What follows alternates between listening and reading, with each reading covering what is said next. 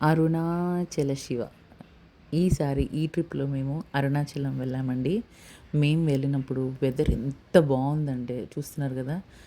అరుణగిరి పక్కన రాజగోపురం, పైన మేఘాలు అబ్బబ్బబ్బబ్బా! కన్నుల పండుగగా ఉంది. దానికి తోడు సన్నని చిరుజల్లు నేను గిరి ప్రదక్షిణ చేసేటప్పుడు.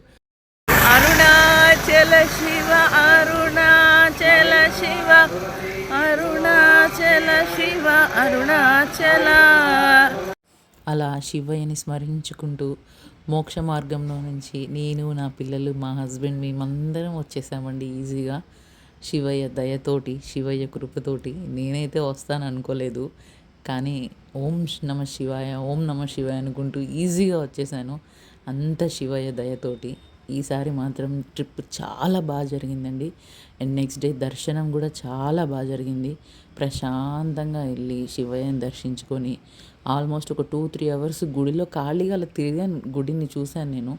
నాకు నచ్చినంతసేపు గుడిలో ఉండి హాయిగా బయటకు వచ్చేసాను నేను. ఈసారి మాత్రం అరుణాచలం చాలా పీస్ఫుల్గా నాకు నచ్చినట్టు మంచి వెదర్లో చేసుకొని వచ్చానండి. కాకపోతే ఒక 2 డేస్ ముందే వెళ్ళానేమో, అన్ఎక్స్పెక్టెడ్గా వెళ్ళినా ఒక 2 డేస్ ముందే వెళ్ళానేమో అనిపించింది. కృతికా దీపం మిస్ అయిపోయాను.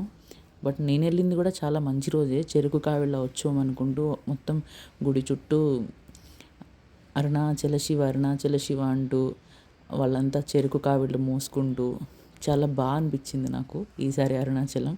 ఈసారి నా ట్రిప్ ఓన్లీ తిరుపతి అండి.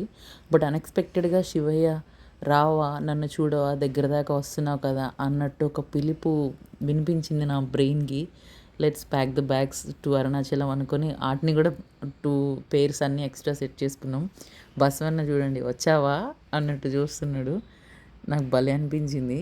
ఇదిగోండి చెరుకు కావిళ్ళ ఉత్సవం అందంగా కన్నుల విందుగా రథాలు చూడండి ఎంత బాగా డెకరేషన్ చేశారో. అక్కడ నిలబడి చూస్తుంటే వాటినే చూడాలనిపిస్తుంది. ఆ గోపురం, ఆ వైబు, టెంపుల్లో అయితే ఆల్మోస్ట్ ఒక 1 అవర్ ఉన్న కొంచెం కూడా అలసట అనిపించలేదు. అంత బాగుంది. చూస్తున్న కొద్దీ కళ్ళారా చూడాలనిపిస్తుంది ఆ టెంపుల్ని, ఆ వైబ్ని. నాకైతే చాలా బాగా నచ్చింది. ఇంత బాగా అరుణాచలం చూపించాను కదా, నా వీడియో లైక్ చేసి ఛానల్ సబ్స్క్రైబ్ చేయండి ప్లీజ్.